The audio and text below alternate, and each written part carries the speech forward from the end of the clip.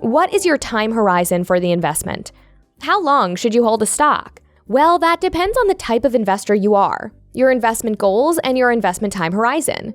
For short-term investors or more correctly traders, the ideal period can be a few weeks or even just a day. For long-term investors, the ideal time period to hold a stock is forever. Yep, you heard that correctly.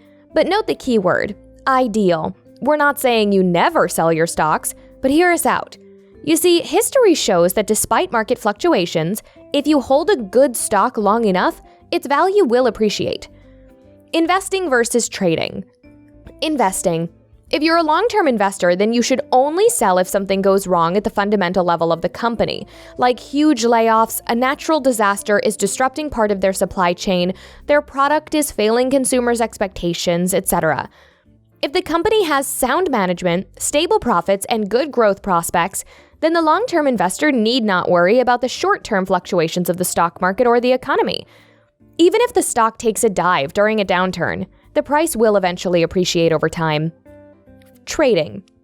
For traders, those who wish to make a quick profit in a shorter time period, days and months, knowing when to sell a stock depends on your personal investment goals.